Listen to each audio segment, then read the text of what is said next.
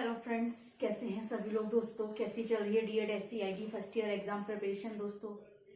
दोस्तों आज भी हम मोस्ट इम्पोर्टेंट क्वेश्चंस पर बात करेंगे जो कि कोर्स से रिलेटेड है। यानी कि अगर हम बात करें कि आपके जो एग्जाम है यानी कि कोर्स फर्स्ट से लेकर कोर्स 6 तक एग्जाम है, तो आज हम बात करने वाले हैं कोर्स फर्स्ट के लिए मोस्ट इम्पोर्टेंट क्वेश्चन जो हमारे पार्ट और पार्ट बी के लिए वेरी वेरी मोस्ट इम्पोर्टेंट रहेंगे। ठीक है, तो आज का क्लास रहेगा हमारा most important questions for exam course first. यानी कि कोर्स फर्स्ट हमारा इंट्रोडक्शन टू डिसेबिलिटीज जो है उस कोर्स से रिलेटेड जितने भी क्वेश्चन है पार्ट ए और पार्ट बी के लिए इम्पोर्टेंट है। ठीक है, तो आज भी हम 1 से लेकर 27 क्वेश्चंस पर बात करने वाले हैं। ठीक है, यानी कि पूरे 27 प्रश्नों पर हम बात करेंगे। ठीक है, तो चलिए स्टार्ट करते हैं दोस्तों।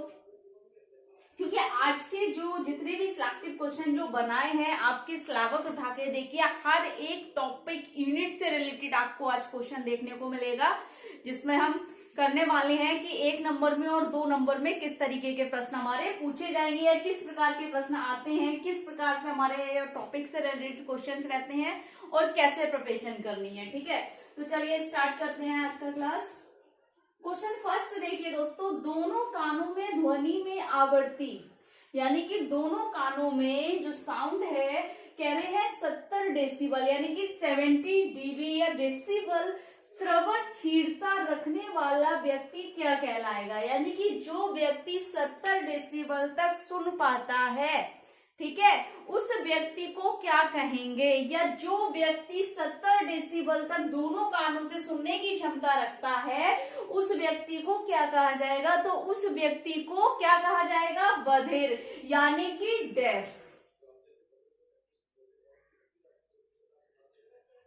बधिर यानी कि डेफ, बधिर कहा जाएगा। ठीक है, इसी से रिलेटेड दूसरा क्वेश्चन देखिए दोस्तों, दोनों कानों में ध्वनि की आवृत्ति में 60 डेसिबल यानी कि 60 dB 60 डेसिबल से लेकर 70 डेसिबल श्रवण क्षीणता रखने वाला व्यक्ति है या क्या कहलाता है। हम इस तरीके से भी कह सकते हैं कि जो व्यक्ति 60 डेसिबल से 70 डेसिबल तक सुनने की क्षमता रखता है वह व्यक्ति किस श्रेणी में आता है या उस व्यक्ति को क्या कहा जाएगा। तो उस व्यक्ति को हेयरिंग इम्पेयर्ड कहा जाएगा यानी कि श्रवण क्षतिग्रस्तता।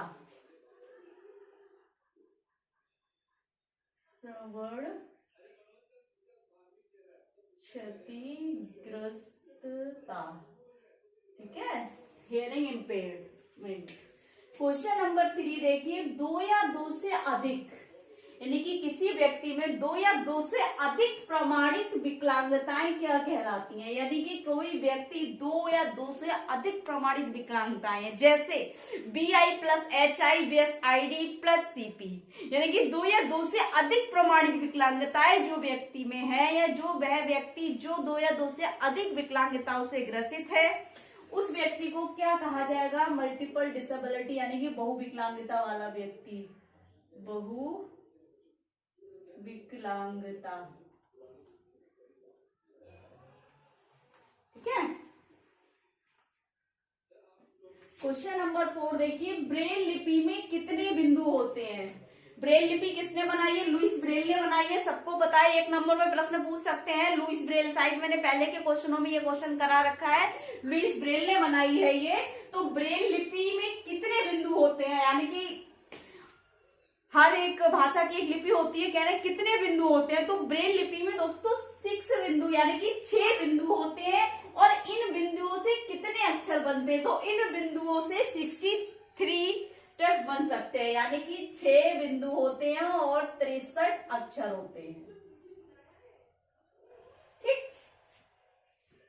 क्वेश्चन नंबर 5 देखिए, RPWD या PWD एक्ट 2016 के तहत मान्यता प्राप्त किसी भी प्रकार की कम से कम 40% विकलांगता क्या कहलाती है। वो कह रहे हैं RPWD एक्ट जो है, अधिनियम जो है हमारा, PWD अब RPWD एक्ट हो गया न्यू वर्जन में ना, तो RPWD अधिनियम 2016 के अनुसार, यानी कि कह रहे हैं ना RPWD PWD 2016 एक्ट के तहत, यानी कि RPWD 2016 के अनुसार या उसके तहत मान्यता प्राप्त किसी भी प्रकार की, यानी कि मान्यता प्राप्त कोई भी प्रमाणित विकलांगता कह सकते हैं मान्यता प्राप्त, यानी कि प्रमाणित विकलांगता कम से कम 40% अगर विकलांगता है तो किस कैटेगरी में आएगी या क्या कहलाएगी? वो कहलाएगी हमारी बेंचमार्क डिसेबिलिटी, बेंचमार्क विकलांगता। अब एक चीज ध्यान रखना, क्वेश्चन आपको इस तरीके से भी आ जाएगा 1 नंबर में, बेंचमार्क विकलांगता को परिभाषित कीजिए। तो बेंचमार्क विकलांगता को कैसे परिभाषित करेंगे आप? तो बेंचमार्क विकलांगता को परिभाषित करेंगे आरपीडब्ल्यूडी एक्ट 2016 के तहत मान्यता प्राप्त किसी भी प्रकार की कम से कम 40% विकलांगता बेंचमार्क विकलांगता कहलाती है। ठीक है, इस तरीके से आपको आंसर देना है एक सेंटेंस बनाते हुए। क्वेश्चन नंबर 6 देखिए, अल्जाइमर रोग, पार्किंसंस रोग, डायस्टोनिया, न्यूरोमस्कुलर रोग, मल्टीपल स्क्लेरोसिस, मिर्गी स्ट्रोक आदि सभी क्या हैं? ये उन्होंने एग्जाम्पल दिए हैं, कुछ कंडीशंस हमारे सामने दिए हैं, कुछ डिसऑर्डर दिए हैं जिनके नाम है अल्जाइमर रोग हो गया, पार्किंसंस रोग हो गया। पार्किंसंस जो है हमारी 21 विकलांगताएं यानी कि 21st हमारी जो डिसेबिलिटी है उसमें इसको एक प्रमाणित विकलांगता माना गया है, पार्किंसंस रोग को। ठीक है, डायस्टोनिया हो गया, न्यूरोमस्कुलर को भी माना गया है, मल्टीपल स्क्लेरोसिस को भी माना गया है। मल्टीपल स्क्लेरोसिस को हिंदी में बोलते हैं बहुविध ऊतक दृढ़न। ठीक है, मिर्गी हो गया, स्ट्रोक हो गया आदि सभी क्या है? क्रोनिक न्यूरोमस्कुलर स्थिति है, ये न्यूरोलॉजिकल स्थिति, क्रोनिक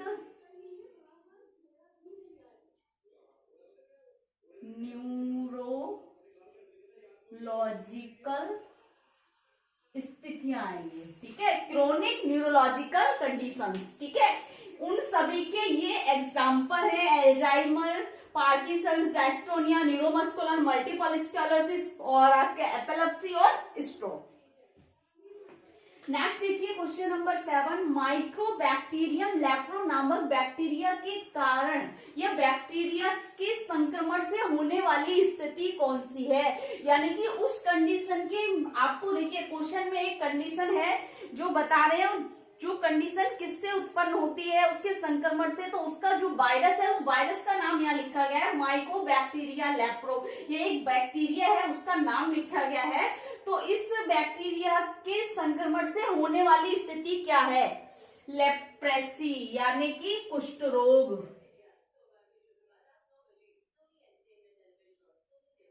ठीक है, लेप्रेसी।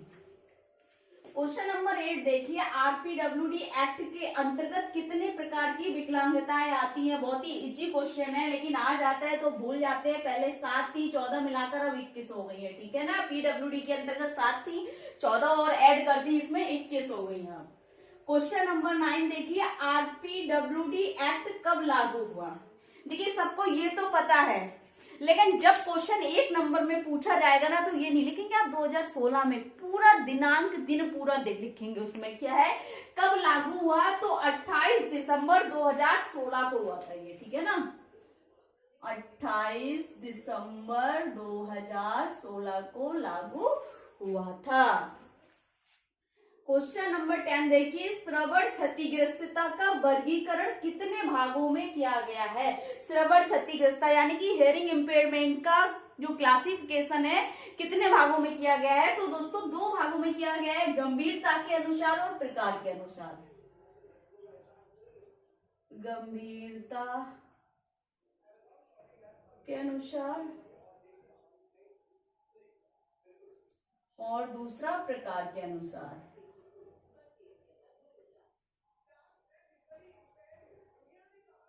गंभीरता के अनुसार हमारा वो आ जाएगा सिंसियरेबल यानी कि हमारा माइल्ड, मॉडरेट, सीवियर। ठीक है ना, प्रोफाउंड, ये आ जाएंगे। और प्रकार के अनुसार हमारा कंडक्टिव हेयरिंग लॉस हो गया। ठीक है, और हमारा उसमें कंडक्टिव हेयरिंग लॉस मिक्स्ड हो गया, सेंट्रल हेयरिंग लॉस हो गया, जितने भी प्रकार है वो सभी आ जाएंगे इसमें। ठीक है, क्वेश्चन नंबर 11 देखिए, बौद्धिक अक्षमता का वर्गीकरण कितने भागों में किया गया है? यानी कि इंटेलेक्चुअल डिसेबिलिटी का जो क्लासिफिकेशन है कितने भागों में किया गया? इसका क्लासिफिकेशन एक तो है साइकोलॉजिकल क्लासिफिकेशन आपका मनोवैज्ञानिक,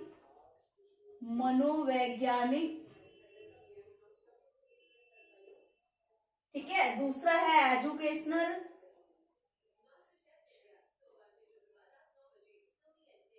तीसरा है मेडिकल।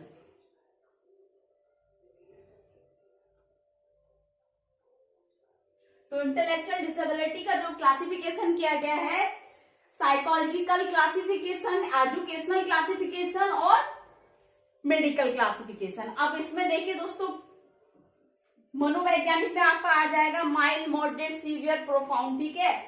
शैक्षणिक में आ जाएगा एजुकेबल, ट्रेनेबल, कस्टोडियल। चिकित्सीय में आ जाएगा आपका डाउन सिंड्रोम, किटनेज में फ्राइजल एक्ट सिंड्रोम, हाइड्रोसेफेलिस, माइक्रोसेफेलिस, ठीक है। और बहुत सारे मेटाबॉलिक डिसऑर्डर इसमें सारे आ जाएंगे, ठीक है। वो सारी चीजें इसमें आ जाएंगी।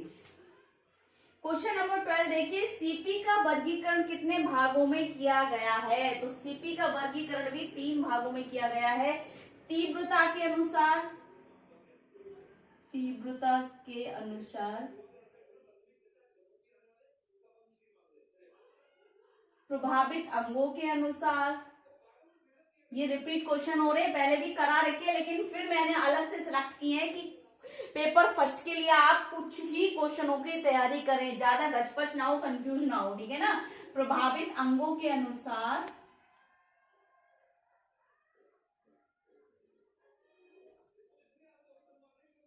और चिकित्सीय लक्षणों के अनुसार।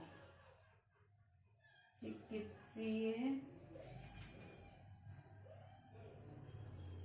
लक्षणों के अनुसार, ठीक है। तीव्रता के अनुसार माइल्ड, मॉडरेट, सीवियर, यानी कि माइल्ड सीपी, मॉडरेट सीपी, ठीक है, सीवियर सीपी, प्रोफाउंड सीपी, ये आ जाएंगे। प्रभावित अंगों में हेमोप्लीजिया, मोनोप्लीजिया, पैराप्लीजिया, डायप्लीजिया, क्वाड्रिप्लीजिया, मिक्स्ड, इसमें कार्डियोप्लीजिया इसमें आ जाएगा। और एथोटाइड, स्पास्टिसिटी, अटाक्सिया और मिक्स्ड आपका मेडिकल में आ जाएगा, ठीक है। यानी कि माइल्ड, मॉडरेट, सीवियर, प्रोफाउंड इसमें आ गया। और हेमोप्लीजिया, मोनोप्लीजिया, पैराप्लीजिया, डायप्लीजिया, क्वाड्रिप्लीजिया प्रभावित अंगों में आ गया।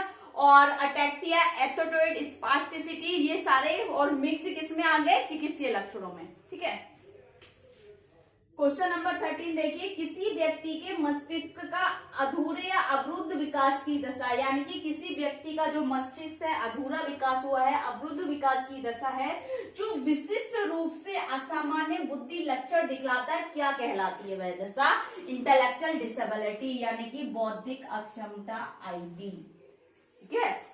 क्वेश्चन नंबर 14 देखिए, बौद्धिक रूप से प्रतिभाशाली बच्चे जिनके पास डिस्लेक्सिया, एडीएचडी, एएसडी आदि सीखने की अक्षमताएं होती हैं, क्या कहलाती हैं? यानी कि देखिए दोस्तों, क्वेश्चन आपको बहुत, हर किसी ने, आपके खुद क्लास टीचर ने, कॉलेज के जो टीचर्स हैं, ठीक है ना, प्रोफेसर है, उन्होंने आपको क्वेश्चन सिलेक्ट किए होंगे। लेकिन आज के जो क्वेश्चन होने वाले हैं ना, अब से जो स्टार्ट होंगे नए क्वेश्चन, वो क्वेश्चन ऐसे है ना कि आपका एक एक कॉन्सेप्ट क्लियर करते हैं, ठीक है। मतलब एक इतने बड़े टॉपिक से बहुत एक लाइन में पूरा कॉन्सेप्ट क्लियर कर दिया कि क्या है।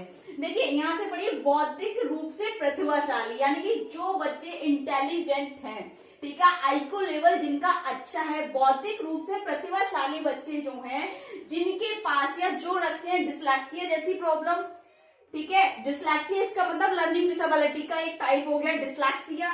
ADHD, attention deficit hyper active disorder, और एएसडी, ऑटिज्म स्पेक्ट्रम डिसऑर्डर आदि सीखने की अक्षमता होती है, वे बच्चे क्या कहलाते हैं, या वे क्या कहलाते हैं? तो वे बच्चे ट्विस्ट एक्सेप्शनल चिल्ड्रन कहलाते हैं, ठीक है।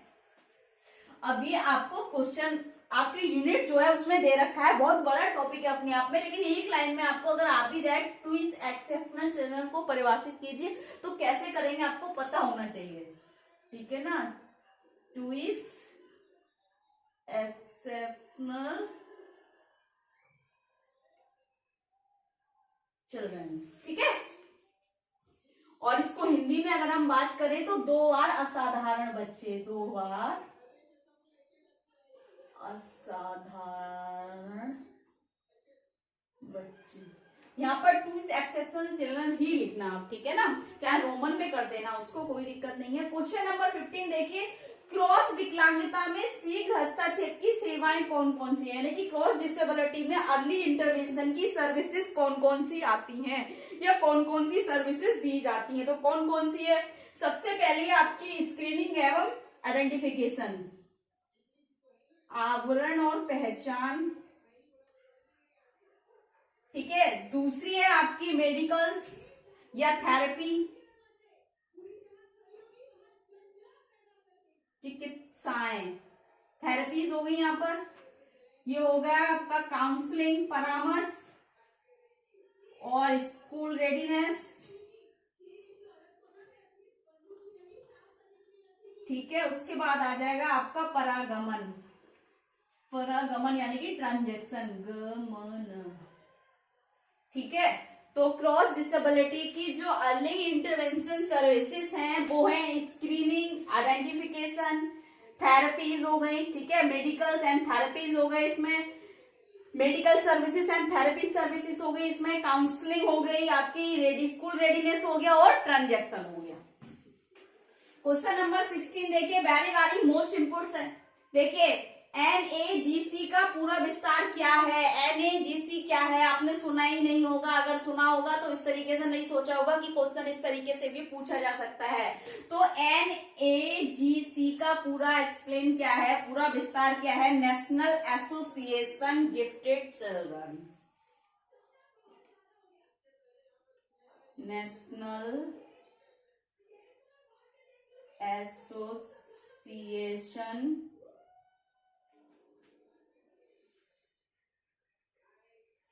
For gifted children.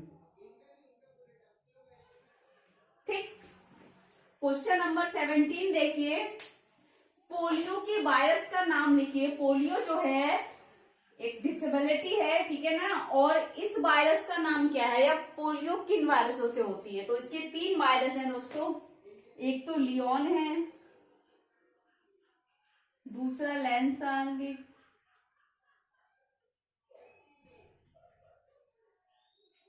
ठीक है, लैंसांगिक और ब्रांसाइड।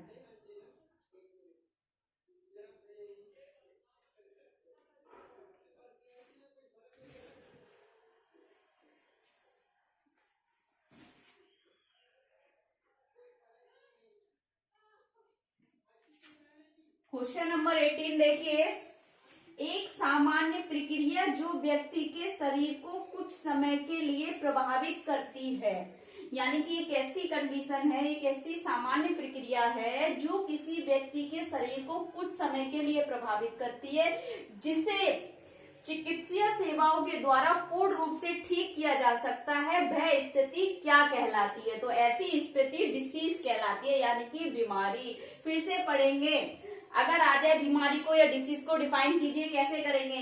वह स्थिति जो सामान्य प्रक्रिया, यानी कि एक सामान्य प्रक्रिया जो व्यक्ति के शरीर को कुछ समय के लिए प्रभावित करे और जिसे चिकित्सीय सेवाओं द्वारा पूर्ण रूप से ठीक किया जा सके, डिसीज या बीमारी कहलाती है। क्या कहलाती है? बीमारी। ठीक, नेक्स्ट देखिए, वह स्थिति जो व्यक्ति की क्षमता को प्रभावित किए बिना उसकी संरचना व कार्य प्रणाली को प्रभावित करे, या वह स्थिति जिसमें व्यक्ति की क्षमता को प्रभावित किए बिना उसकी कार्य प्रणाली और संरचना प्रभावित होती है, क्या कहलाती है? वह स्थिति कहलाती है आपकी क्षति, यानी कि इम्पेयरमेंट। ठीक, नेक्स्ट देखिए, क्षति के परिणाम स्वरूप सामान्य व्यक्ति के तहत क्रियाकलापों में बाधा या रुकावट की स्थिति क्या कहलाती है? कह रहे हैं क्षति के परिणाम स्वरूप सामान्य व्यक्ति की तरह, यानी कि क्षति के परिणाम स्वरूप क्या हो रहा है, एक सामान्य व्यक्ति की तरह क्रियाकलापों में बाधा आ रही है, रुकावट पैदा हो रही है, तो वह स्थिति क्या कहलाती है? अक्षमता, यानी कि डिसेबिलिटी।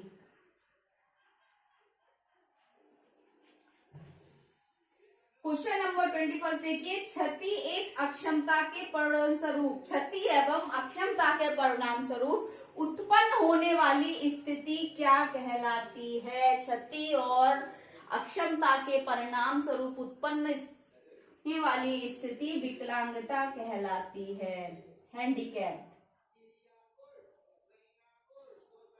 ठीक है, अब एक चीज देखिए, यहाँ पर जो ये क्वेश्चन थे, यहाँ 18 से लेकर 21 तक ये किस तरीके से पूछे जाएंगे, ये इस तरीके से नहीं आएंगे कि ये स्थिति क्या कहलाती है, ये स्थिति क्या कहलाती है। क्वेश्चन आएगा डिसीज को डिफाइन कीजिए, या डिसीज को या बीमारी को परिभाषित कीजिए, बीमारी क्या है 2 नंबर में आएगा, तब आप ये पूरा सेंटेंस लिखेंगे, इसलिए कराए गए ये क्वेश्चन। क्षति को परिभाषित कीजिए, अक्षमता को परिभाषित कीजिए, विकलांगता को परिभाषित कीजिए। तो आपको क्या एक लाइन में ये मतलब छोटी छोटी सेंटेंस आपको याद रखने हैं, जो कि बहुत जल्दी आप इसमें नंबर ले सकते हैं। 2 नंबर आपके पूरे पक्के हो जाने यहाँ पे, ठीक है ना, क्योंकि एक शब्द से मैंने आपको पूरा एक सेंटेंस बनाया है, बहुत इजीली आप इसको याद कर सकते हैं, ठीक है। क्वेश्चन नंबर 23 देखिए, विकलांगता के पूर्व उत्पन्न होने वाली स्थितियों को क्रम से लगाइए। यानी कि विकलांगता के पूर्व जो स्थितियां हुई है, जिनके कारणों से विकलांगता हुई है, उनका क्या क्रम है। तो आप 18 से ले लीजिए। क्वेश्चन नंबर 18 से सबसे पहले आती है हमारी डिसीज, यानी कि बीमारी।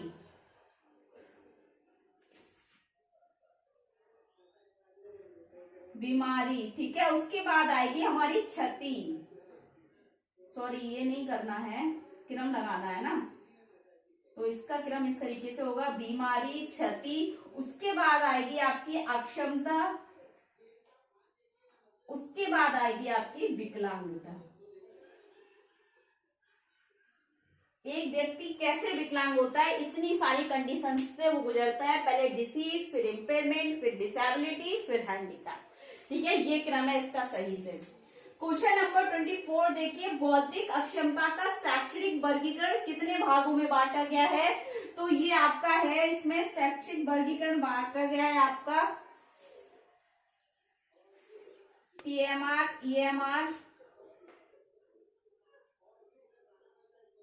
EMR, TMR और कस्टोडियल, ठीक है ना, कस्टोडियल। ये 3 भागों में बांटा गया है, ठीक। EMR educable mental retardation, trainable mental retardation यानी कि साक्षीय मानसिक मंदता या प्रसाक्षरिकीय मानसिक मंदता, और स्वयं या संरक्षक बोल सकते हैं इनको, ठीक है, कस्टोडियल में। क्वेश्चन नंबर 25 देखिए, विकलांगता के 4 मुख्य मॉडल कौन से हैं। आपको पूछ सकता है मॉडल्स, तो विकलांगता के कम से कम 10-12 मॉडल है, बल्कि ज्यादा ही है देखा जाए, लेकिन मुख्य 4 मॉडल कौन कौन से हैं। तो सबसे पहले आपका हेल्थ एवं बायोमेडिकल मॉडल, यानी कि स्वास्थ्य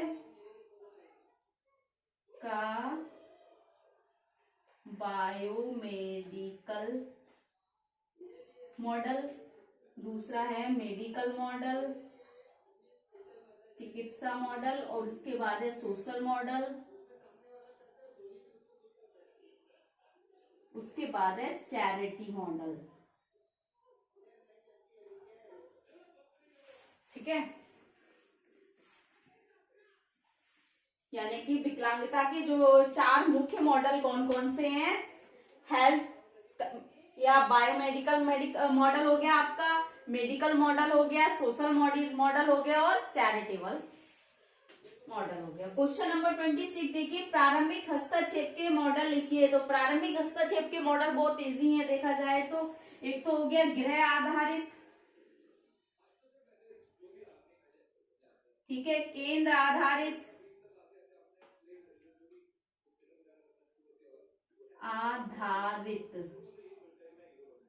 ठीक है। उसके बाद आ गया आपका अस्पताल, उसके बाद आ जाएगा कॉम्बिनेशन यानी कि संयुक्त मॉडल, ठीक। प्रारंभिक हस्तक्षेप यानी कि अर्ली इंटरवेंशन के जो मॉडल है, होम बेस्ड, सेंटर बेस्ड, ठीक है, हॉस्पिटल और कॉम्बिनेशन। क्वेश्चन नंबर 27 देखिए, बौद्धिक विकलांग व्यक्तियों के अधिकारिता के लिए राष्ट्रीय संस्थान NIPID कहां पर है। तो ये हमारा है कहाँ, मनोविकास नगर, सिकंदराबाद में, सिकंदराबाद, ठीक है। तो आज जितने भी क्वेश्चन है आपके कोर्स फर्स्ट से सभी रिलेटेड क्वेश्चन है। इसमें से कम 5 प्रश्न पूछे जाएंगे 2 नंबर में, कम से कम 4 प्रश्न आपको देखने को मिलेंगे इससे रिलेटेड, आने ही आने हैं, यानी कि 99% इस 27 क्वेश्चनों में से आपको 4 प्रश्न देखने को मिल सकते हैं। हो सकता है 5 प्रश्न इन क्वेश्चनों से रिलेटेड हो, तो बहुत ही ज्यादा मोस्ट इंपोर्टेंट ये क्वेश्चन है आपके एग्जाम के लिए। और एक चीज और, जो आपके जो 1 नंबर में यानी कि पार्ट ए में जो आपकी फुल फॉर्म्स पूछी जाएंगी, तो कोर्स वाइज भी हम उसको क्या करेंगे, हर कोर्स की अलग अलग फुल फॉर्म की आपको एक एक क्लास अपलोड करेंगे। थोड़ा टाइम नहीं मिल पा रहा है क्योंकि बच्चा छोटा है अभी, उसके लिए टाइम देना पड़ता है, तो क्लास नहीं कर पा रही हूँ कंटिन्यूटी में। लेकिन हाँ, आपके एग्जाम से पहले पहले जितने भी मोस्ट इंपोर्टेंट क्लासेस होंगी वो सारी अपलोड कर दी जाएगी। कोर्स फर्स्ट की आज क्लास अपलोड हो चुकी है ना, तो उसके बाद कोर्स 2 की क्लास हो सकता है मैं कल ही आपको अपलोड कर दूं, कोशिश करूंगी शाम तक हो जाए, ठीक है ना। बाकी इसके अलावा अगर आपको समझ नहीं आ रहा है, कुछ पूछना है, कुछ गलत लग रहा है, ठीक है ना, या कुछ गलत लग रहा है यानी कि कुछ समझ नहीं आ रहा है, कुछ आपसे आपके सिलेबस से रिलेटेड नहीं है, आउट ऑफ सिलेबस जा रहा है, तो आप कमेंट बॉक्स में जाके कमेंट करें। और अगर आपके लिए यूजफुल है, ठीक है ना, यूजफुल है, आपके लिए अच्छा है, तो आप वीडियो को लाइक करें, चैनल को सब्सक्राइब करें, बेल आइकन को प्रेस करें, ताकि नेक्स्ट आने वाली क्लास आप तक पहुंचती रहे दोस्तों। Thank you so much, all the best.